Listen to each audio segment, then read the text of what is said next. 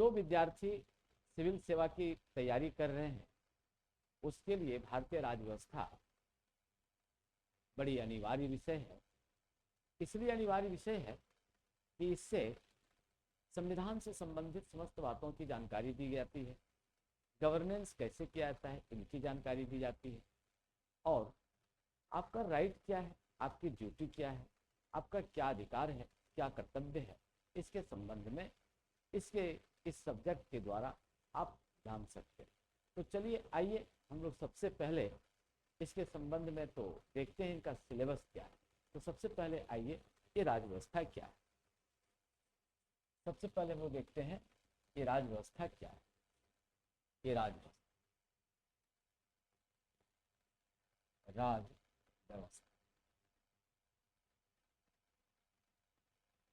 राजव्यवस्था बहुत सिंपल सी बात है। किसी संस्थान को चलाने के लिए, किसी कंपनी को चलाने के लिए, घर को चलाने के लिए या कोई भी चीज उसके चलाने के लिए क्या चाहिए, एक नियम चाहिए, कानून चाहिए। ठीक उसी प्रकार से देश को चलाने के लिए क्या चाहिए, नियम चाहिए, कानून चाहिए, और उसी के माध्यम से जो व्यवस्था संचालित की जाती है वो क्या कहलाता है, राजव्यवस्था कहलाता है। इसको हम लोग कैसे परिभाषित करते हैं, तो हम लोग कहते हैं किसी भी सरकार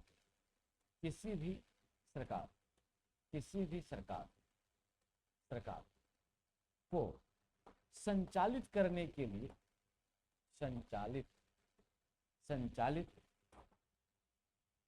करने के लिए जो नियम कानून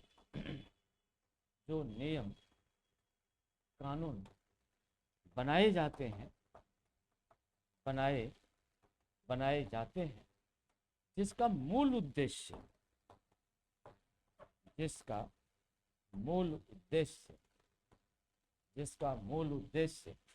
लोकहित होता है, लोकहित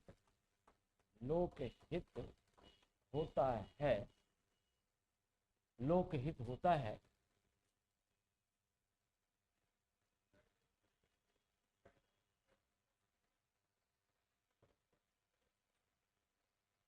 लोकहित होता है, राजव्यवस्था के नाम से जाना जाता है।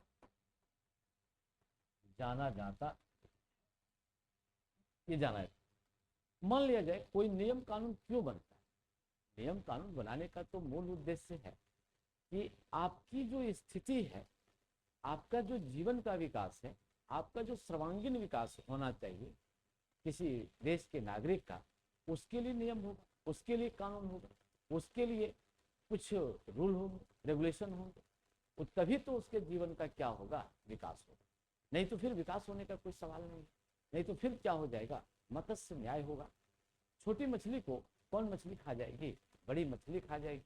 इसीलिए कोई भी देश अपने यहाँ जो व्यवस्था चलाती है उसके लिए एक नियम को सुनिश्चित करती है। वही नियम कैसे बनना चाहिए, क्या बनना चाहिए, जिससे कि हमारे देश के अंतर्गत रहने वाले, निवास करने वाले नागरिकों का, जनता का कल्याण हो सके। इसीलिए एक राजव्यवस्था के अंतर्गत समस्त नियमों का उल्लेख किया जाता है, तो इसे ही हम लोग क्या कहते हैं, राजव्यवस्था कहते हैं। यदि राजव्यवस्था ना हो तो बिना व्यवस्था का, बिना नियम का, बिना कानून का, बिना अनुशासन का कोई भी व्यवस्था नहीं चल सकती। चाहे वो व्यक्ति की व्यवस्था हो, समाज की व्यवस्था हो, समुदाय की व्यवस्था हो, देश की व्यवस्था हो, अंतरराष्ट्रीय स्तर की व्यवस्था हो, उसके लिए एक नियम चाहिए, उसके लिए कानून चाहिए, उसके लिए विधि चाहिए, विधान चाहिए, और ताकि वो सुनिश्चित कर सके कि मानव का कल्याण, लोगों का कल्याण, समुदाय का कल्याण, सबों का कल्याण हो। इसी को हम लोग क्या कहते हैं, राजव्यवस्था कहते हैं। और ये व्यवस्था आज से नहीं, प्राचीन काल से चली आ रही है। भले ही इनका स्वरूप जो कुछ भी हो, अलग अलग हो, लेकिन चलता तो आ ही रहा है, इसमें कोई दो मत नहीं। धन्यवाद। अब हम आपको अगला पॉइंट की ओर ले चलते हैं कि शासन प्रणाली क्या है? आखिर शासन चलाने के लिए तो कुछ नियम कानून चाहिए। तो शासन प्रणाली का क्या आधार है? ये कौन कौन शासन प्रणाली ये चल रहे हैं? कौन कौन कौन कौन ये शासन प्रणाली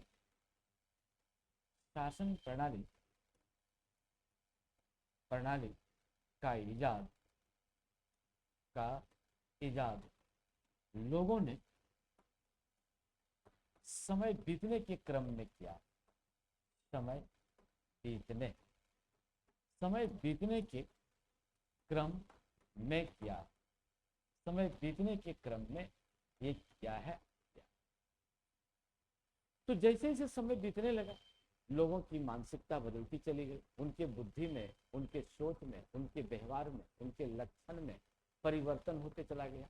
और उसी परिवर्तन के आधार पर लोगों ने क्या किया? शासन प्रणाली को विकसित किया। तो सबसे पहले हम लोग आते हैं, जो सबसे पहले हम लोग शासन प्रणाली को देख सकते हैं, तो वो शासन प्रणाली मेरा क्या है? एक बहुत आदि प्रिमिटिव एज की बात हम करने जा रहे हैं। तो वो हम लोग कह सकते हैं कबीलाई। वो क्या है? कबीलाई। वो कबीलाई तंत्र। तो ये कबीलाई तंत्र बहुत ही प्रारंभिक अवस्था की ये बात। ये कबीलाई तंत्र जो है ये बहुत ही प्रारंभिक अवस्था की बात है, जब लोगों का क्या नहीं था? निजी संपत्ति की अवधारणा नहीं थी। लोगों के पास कोई अस्थाई संपत्ति नहीं था। लोगों के पास केवल चल संपत्ति थी, और चल संपत्ति की सुरक्षा के लिए भी जरूरत पड़ी थी। और उसी के क्रम में किस शासन प्रणाली का निर्माण हुआ? वो शासन प्रणाली का निर्माण हुआ कबीलाई तंत्र का ये निर्माण। तो भाई सवाल ये है, इसका क्या कबीलाई तंत्र में है? तो कहता है कि कबीलाई तंत्र में क्या होता था? जो कबीला का जो प्रधान होता था, ये कबीला का प्रधान किसके लिए लड़ता था? चल संपत्ति के लिए लड़ता था। चल संपत्ति के लिए ये क्या करते थे? ये लड़ते थे। ये चल संपत्ति के लिए लड़ते थे। तो जो चल संपत्ति है, वो चल संपत्ति कौन क्या थी? तो जो मूवेबल प्रॉपर्टी है, ये मूवेबल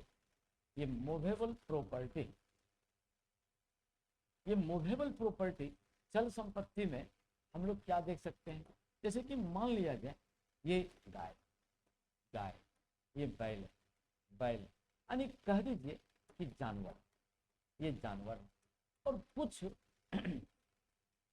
छोटी छोटी चीजें, अस्थाई चीज नहीं है उनके पास। वो जिंदगी कैसी है उनकी? आयावरी जिंदगी। वो जिंदगी कैसी है? आयावरी जिंदगी कैसी है? खाना वदोष। ये क्या है? खाना वदोष। एक स्थान पर आज है, कल दूसरे स्थान पर चला जाएगा। उनका अस्थाई निवास नहीं। अस्थाई निवास ये क्या है? ये नहीं।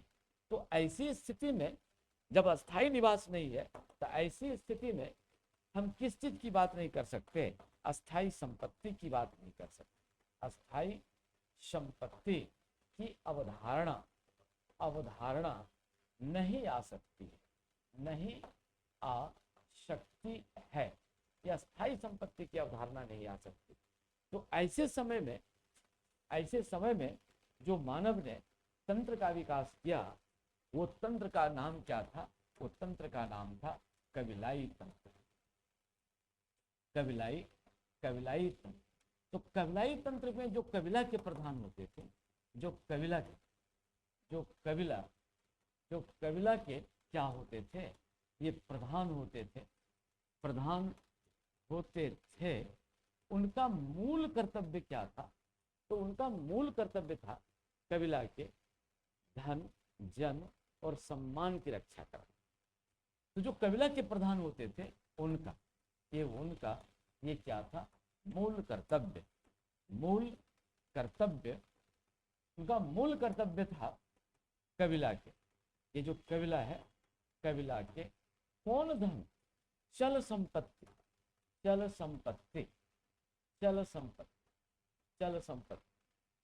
किस चीज का? जन का, ये जन का। और किस चीज की रक्षा करना? सम्मान का। ये क्या करना? सम्मान की रक्षा की, सम्मान का ये क्या करना? ये रक्षा करना, ये सम्मान का रक्षा करना। तो इसका यही मूल कर्तव्य था किस तंत्र का? कविलाई तंत्र। और इसने जो गारंटी दी, तो जब लोगों ने देखा कि जिसको मैंने प्रधान चुना है, जिसको मैंने अपने कबीला का हेड बनाया है, वो ये 3 चीज की गारंटी देने में असमर्थ हो गया। कौन कौन? ये चल संपत्ति, वो मेरे गाय की रक्षा नहीं कर सकता, मेरे पशु की रक्षा नहीं कर सकता। तो फिर जब आप मेरे पशु की रक्षा नहीं कर सकते, मेरे जानवर की रक्षा नहीं कर सकते, मेरे चल संपत्ति की रक्षा नहीं कर सकते, तो मैं फिर आपको प्रधान क्यों बनाऊं? सवाल यहाँ पर है। तो मैं आपको प्रधान नहीं बना सकता। क्यों? आपके साथ जो मेरा कॉन्ट्रैक्ट हुआ था, जो आपके साथ मेरा समझौता हुआ था, उस समझौते पर आप खड़ा नहीं, उस समझौते का, उस वादा का, उस प्रॉमिस को आपने निभाया नहीं। दूसरी बात, हर आदमी चाहता है कि मेरा जीवन बचे, मेरे जीवन पर किसी प्रकार की धक्का न लगे, मेरे जीवन को कोई क्षति नहीं पहुंचा सके, मेरी हत्या न कर सके। तो भाई ये भी आप नहीं बता सकते। और जब सम्मान सबसे बड़ी चीज होती है, हर आदमी अपने सम्मान के लिए जीता है, चाहे वो किसी भी वर्ग का, चाहे उनकी अवस्था कुछ भी हो, लेकिन वो असम्मानित होना पसंद नहीं करता है। इसीलिए जब कबीला के प्रधान को, जिसको प्रधान बनाया गया था, उसने जब कबीला के चल संपत्ति को, जन, उसके आदमी को, उनके लोगों को, उनके व्यक्ति को और उनके सम्मान को रक्षा नहीं कर सका, तो कबीला के लोगों ने इस तंत्र को बदल दिया। और बदलने के बाद तब कौन तंत्र का जन्म हुआ? राजतंत्र का जन्म। Yes right. तो अब हम लोग चलते हैं दूसरा, कि समय के अनुसार कैसे राजतंत्र ये बना, एक समय के अनुसार कैसे ये राजतंत्र आया, इस बात को हम लोग देखते हैं। कैसे समय के साथ ये राजतंत्र आया, इस बात को हम लोग देखते हैं। तो अब हम लोग देखते हैं दूसरा में, देखते हैं सेकंड में हम लोग देखते हैं राजतंत्र। ये राजतंत्र को हम लोग देखते हैं। तो मैंने आपसे क्या कहा अभी? तो मैंने आपसे कहा कि भाई ये एक संविदा है।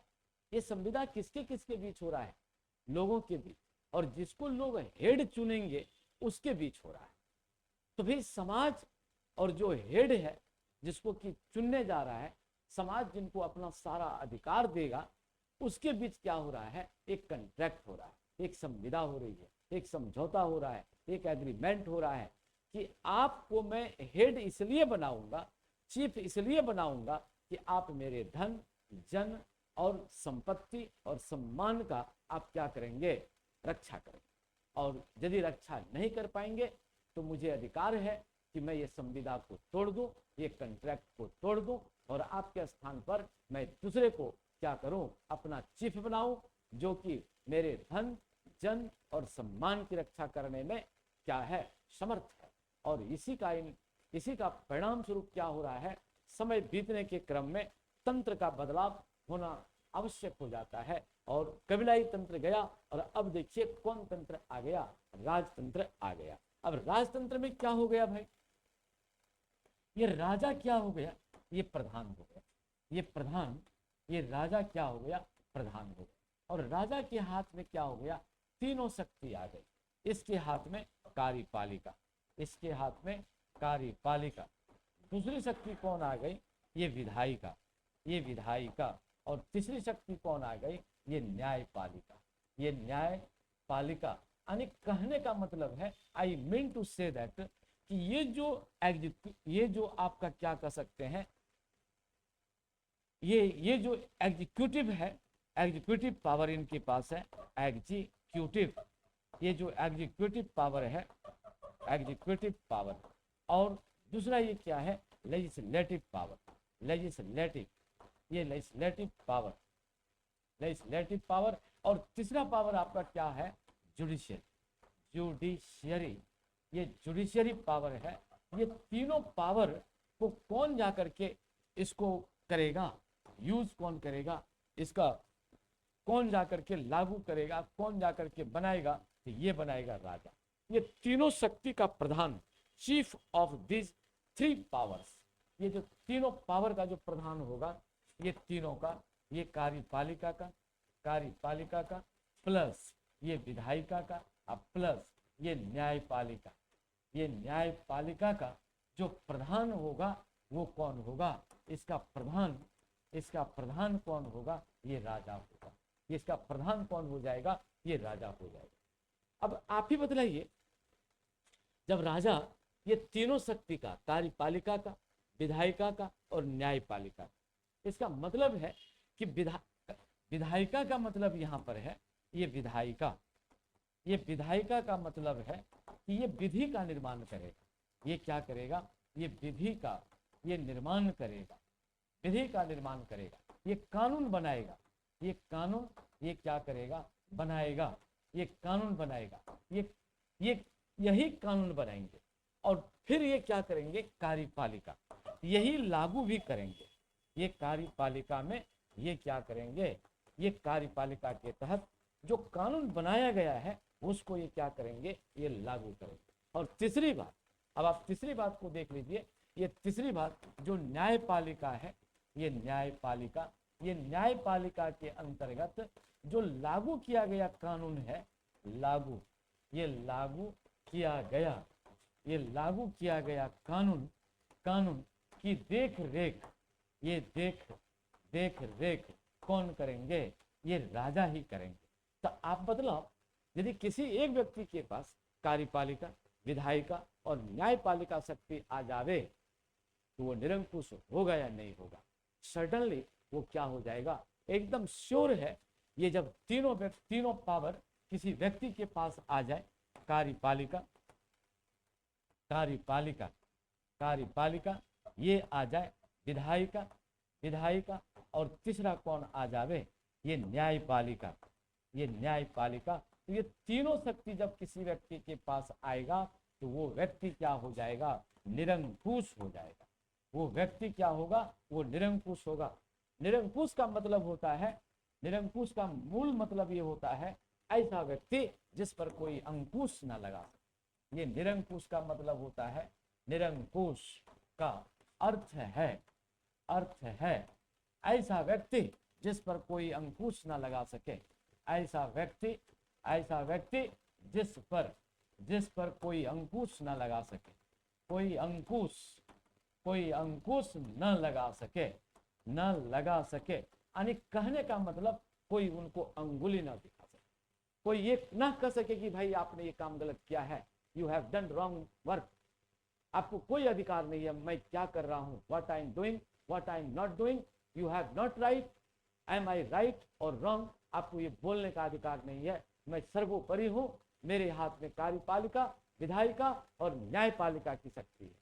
आप बोलने वाले कुछ नहीं हो, मैं जो करूंगा वही राइट होगा। What I will do that is right. I am superior, I am supremo of this administration. मेरे अलावा कोई नहीं है। जैसे कि रावण कहा करता था, एकोस्मि द्वितीयो नास्ति, मैं अकेला हूं, मेरे अलावा और कोई नहीं है। वही है राजतंत्र। तो यही राजतंत्र में अधिकार तो दिया इसको जनता ने, लेकिन बाद में फिर ये क्या हुआ? स्वार्थी हो गया, ये निरंकुश हो गया। तब जाकर के जनता ने इसको क्या करना शुरू किया? हटाने का प्रक्रिया अपना दिया। और तो और इनकी जो सबसे बड़ी विशेषता होती है, किसकी? ये राजतंत्र की विशेषता कि राजा का बेटा ही राजा होगा। राजा का बेटा ही ये क्या होगा? ये राजा होगा, ये राजा होगा। अर्थात यह क्या होगा? यह वंशानुगत होगा, ये वंशानुगत होगा।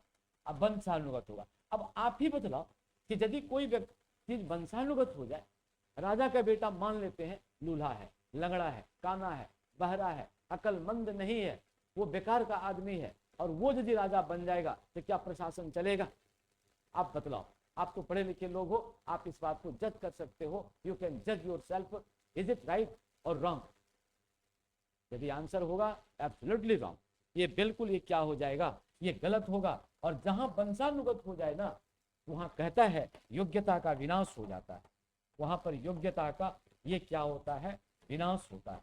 और जब योग्यता का विनाश हो जाए तो स्वाभाविक है प्रशासन में क्या आ जाएगा? प्रशासन में क्या आ जाएगा? भ्रष्टाचार आ जाएगा, भ्रष्टाचार ये होगा, आ जाएगा। और जब ये प्रशासन में भ्रष्टाचार आ जाएगा तो जनता किस पर, जनता क्या कर बैठेगी, ये जनता विद्रोह करेगी। और जनता जब विद्रोह करेगी, जब यह जन विद्रोह में परिवर्तित हो जाएगा तो राजतंत्र क्या हो जाएगा, समाप्त हो जाएगा। और फिर सरकार, फिर जनता सोचेगी कि अब इस तंत्र के स्थान पर मैं कौन दूसरा तंत्र ले आऊं जिससे कि मेरा कल्याण होगा, जिसमें व्यक्ति का कल्याण होगा, समुदाय का कल्याण होगा, समाज का कल्याण होगा, देश का कल्याण होगा। वो चीज को लाने की तैयारी कर देता है। और इस प्रकार से जनता ने क्या कर दिया, जन विद्रोह करके राजतंत्र का क्या कर दिया, विनाश कर दिया। तब इसने क्या लाया, तब इसने लाया प्रबुद्ध तंत्र। तब इसने कौन तंत्र लाया, ये लाया एक अगला तंत्र जो लाया, दैट इज प्रबुद्ध तंत्र। प्रबुद्ध, देखिए कैसे ये बदल रहा है, तंत्र कैसे बदल रहा है, इस बात को देखिए। ये प्रबुद्ध तंत्र लाया, इसी को हम लोग कह सकते हैं कुलीन तंत्र। ये कुलीन तंत्र लाया, ये कुलीन तंत्र कहिए या प्रबुद्ध तंत्र कहिए, ये दोनों एक ही है। तब जनता के मन में क्या रहा, तो जनता ने कहा कि भाई मैंने तो कबीलाई तंत्र बनाया, मैंने तो राजतंत्र बनाया, लेकिन वो क्या हुआ, मेरे इच्छा पर, मेरे अनुसार वो खरा नहीं हुआ, मेरी आकांक्षा को पूरी नहीं कर सका। इसीलिए उन्होंने उनको क्या कर दिया, बदल दिया। और बदल देने के बाद एक नया तंत्र लाया, और वो तंत्र क्या लाया, प्रबुद्ध तंत्र। वो तंत्र क्या लाया, कुलीन तंत्र। तो जनता का मानना ये था कि पढ़े लिखे लोग अच्छे होते हैं, उसमें तर्क की शक्ति होती है, विश्लेषण की शक्ति होती है, वो मानव के दर्द को समझ सकता है, व्यक्ति के कल्याण को समझ सकता है, वो समाज के कल्याण को समझ सकता है, मानव के हित में कार्य करेगा, वो स्वार्थी नहीं होगा। लेकिन यदि इनके तह में जाया जाए, किसके तह में जाया जाए, कुलीन लोगों के तह में। कुलीन का मतलब होता है उच्च वर्ग। ये क्या होता है, उच्च वर्ग। वो कौन क्लास होता है, इलिट क्लास। ये इलिट क्लास कौन क्लास होता है, एरिस्टोक्रेट क्लास, एरिस्टोक्रेट, ये एरिस्टोक्रेट क्लास, ये उच्च वर्ग के लोग होते हैं। यदि इसके तह में यदि जाया जाए तो याद रखना, इसके दिल में आम लोगों के प्रति, गरीबों के प्रति, साधन विहीन के प्रति प्रेम के स्थान पर नफरत है। प्रेम के स्थान पर क्या है, ये नफरत है। इसके स्थान में ये घृणा है। ये क्या उससे करने लगता है, ये घृणा करने लगता है। इसमें क्या है, घमंड है। इसमें क्या है, अहंकार है। ये अहंकार है। ऊपर से तो दिखता है ये कुलीन है, लेकिन अंदर का चरित्र, चाल और चरित्र इसका कभी भी गरीबों के लिए नहीं है। ये हमेशा अपना वर्चस्व बना करके रखना चाहता है। तो जो जनता ने सोचा था कि कुलीन तंत्र ला देंगे, प्रबुद्ध तंत्र ला देंगे तो मेरा कल्याण होगा, लेकिन ऐसा नहीं हुआ। क्यों नहीं हुआ, इसीलिए कि कुलीन तंत्र के अंतर्गत एक खास वर्ग का, एक खास वर्ग मेरा मतलब यहाँ पर है उच्च वर्ग। कौन वर्ग, ये माने उच्च वर्ग के लोगों के द्वारा शासन, उच्च वर्ग के लोगों के द्वारा, उच्च वर्ग के लोगों के द्वारा शासन करना, लोगों के द्वारा ये क्या करना, शासन करना। ये क्या कहलाता है, कुलीन वर्ग कहलाता है। ये कुलीन वर्ग का ये क्या है, ये शासन। और मैंने अभी अभी कहा कि भले आप कुलीन वर्ग के बारे में क्या सोचते हैं, लोगों की आम धारणा क्या है, जो कुलीन वर्ग है, जो कुलीन वर्ग है, तो लोग क्या कहता है कि भाई ये कुलीन परिवार से है। ये कौन परिवार से है, उच्च परिवार से है। ये कौन परिवार से है, अभिजात परिवार से है। ये अभिजात परिवार से है। ये कॉमन भाषा में आप कहिए, ये कौन कुल अच्छे क्या है, अच्छे परिवार से हैं। ये लोगों की आम धारणा, इसके संबंध में ये बातें आती हैं। आम आदमी ये सोचता है, कॉमन आदमी सोचता है, लेमैन सोचता है। जो लोग समाज के निचले पायदान के लोग हैं, वो इनको बड़ा समझता है और उनके मन में इनके प्रति अपार श्रद्धा होती है। और वो सोचते हैं कि ये कैसे व्यक्ति हैं, ये अच्छे व्यक्ति, ये अच्छे व्यक्ति हैं। ये लोगों का क्या सोचेंगे, ये लोगों का कल्याण सोचेंगे, कल्याण सोचेंगे, लोगों के हित के बारे में सोचेंगे, ये लोगों के हित के बारे में सोचेंगे, लेकिन इसका दोहरा चरित्र होता है। जो कुलीन होता है ना, आप याद रखना, इनका दोहरा चरित्र होता है। ऊपर से तो दिखता है अच्छा, लेकिन इनके मन में क्या है, गरीबों के प्रति, ये गरीबों के प्रति क्या है, गरीबों के प्रति, साधन विहीन के प्रति, साधन विहीन, साधन विहीन के प्रति, साधन विहीन के प्रति कौन सी भावना है, ये घृणा की भावना है, ये घृणा की भावना, ये घृणा की भावना है। इसमें क्या है, वो छुपा हुआ अहंकार है, छुपा हुआ ये इसमें क्या है, अहंकार है। ये कभी भी आपको अच्छे दृष्टि से नहीं देखते हैं, ये हमेशा आपको किस दृष्टि से देखेंगे, हे दृष्टि से देखेंगे, ये हे दृष्टि से देखेंगे। ये अंदर की बात, ये ऊपर ऊपर नहीं दिखता है।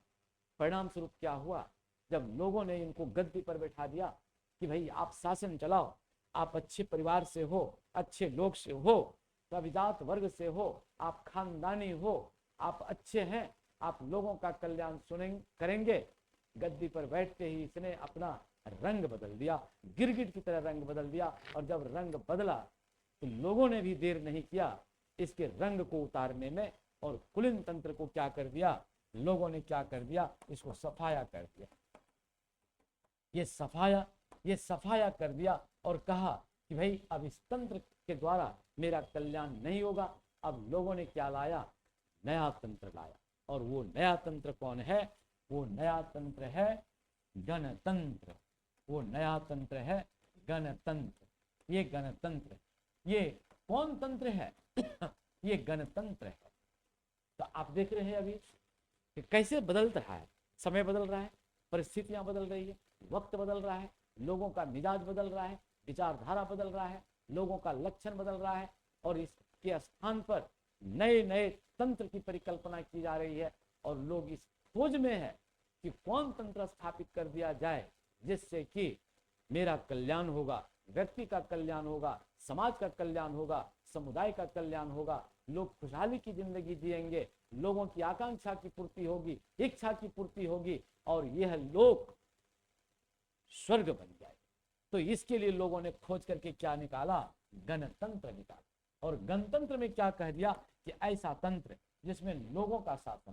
तो गणतंत्र का मतलब होता है कि जो मुख्य कार्यपालिका है, जो मुख्य कार्यपालिका है, मुख्य कार्यपालिका यानी शासन का जो प्रधान है, शासन, ये शासन का जो प्रधान है वो क्या है, वो वंशानुगत नहीं होगा, वंशानुगत नहीं होगा, वो वंशानुगत नहीं होगा। वो कैसा होगा, वो इलेक्टेड होगा। वो कैसा होगा, इलेक्टेड बाय द पीपल होगा, इलेक्टेड बाय द पीपल होगा। वो जनता के द्वारा क्या होगा, निर्वाचित होगा। वो इलेक्टेड बाय द पीपल होगा, यानी कहने का मतलब है जनता के द्वारा, ये जनता के द्वारा ये क्या होगा, ये निर्वाचित होगा। ये जनता के द्वारा ये क्या है, निर्वाचित, ये निर्वाचित होगा। और इसका सबसे बड़ा एग्जाम्पल है, biggest example of this thing, of this condition, of this process, of this administration, वो क्या है, भारत का राष्ट्रपति। ये भारत क्या है, ये गणतंत्र है। भारत आपका क्या है, गणतंत्र है। और जो भारत का जो चीफ एग्जीक्यूटिव ऑफ इंडिया है, चीफ एग्जीक्यूटिव ऑफ इंडिया, ये चीफ एग्जीक्यूटिव ऑफ इंडिया है, वो कौन है, प्रेसिडेंट। वो है प्रेसिडेंट, वो प्रेसिडेंट है। तो प्रेसिडेंट हमारा वंशानुगत नहीं है। ये जो मेरा प्रेसिडेंट है, मेरा जो राष्ट्रपति है, ये राष्ट्रपति, ये वंशानुगत नहीं है, ये वंशानुगत नहीं है, ये वंशानुगत नहीं है। ये क्या है, किसी राजघराने से नहीं है, राजघराने, ये राजघराने से नहीं, ये किसी अभिजात वर्ग से नहीं, अभिजात वर्ग से नहीं। यानी ये जरूरी नहीं है कि आप राज खानदान के होने चाहिए, आप उच्च परिवार से होने चाहिए, आप अगड़ी जाति से होने चाहिए, ये जरूरी नहीं है। जरूरी है कि आप भारत का नागरिक हो, must be citizen of India. आप क्या होना चाहिए, must be citizen of India, must be citizen. ये citizen must be citizen of, आपको क्या होना चाहिए, ये इंडिया होना चाहिए। और जब सिटीजन ऑफ इंडिया हैं तो इसकी आयु निर्धारित कर दी गई है कि 35 वर्ष से कम नहीं होनी चाहिए। खैर वो अलग चीज है, मैं वो नहीं कहने जा रहा हूँ, सिंपल सा बात कहने ये जा रहा हूँ कि कोई भी भारत का नागरिक may be any citizen of India, ये आवश्यकता नहीं है कि आप राजघराने से हो, आप उच्च वर्ग से हो, आप अभिजात वर्ग से हो, आप अगली जाति के ही लोग होने चाहिए, आपके पास इतनी संपत्ति ही होनी चाहिए, ये सब कुछ भी जरूरी नहीं है। आपको जिसको जनता चुन लेगी वही राष्ट्रपति हो जाएगा। यही है गणतंत्र। गणतंत्र की सबसे बड़ी बात यह है कि जो मुख्य कार्यपालिका प्रधान होगा, मुख्य कार्यपालिका, वो कौन होगा, वो प्रधान होगा, वही क्या होगा, वो जनतंत्र, वो क्या कहलाएगा, वो गणतंत्र कहलाएगा। वो क्या कहलाएगा, वो गणतंत्र कहलाएगा। तो इस प्रकार से आपने शासन प्रणाली को क्या किया, समझा, और मैं फिर अगले दिन आपको अन्य बातों को समझाएंगे। तो आज के लिए यहीं पर धन्यवाद।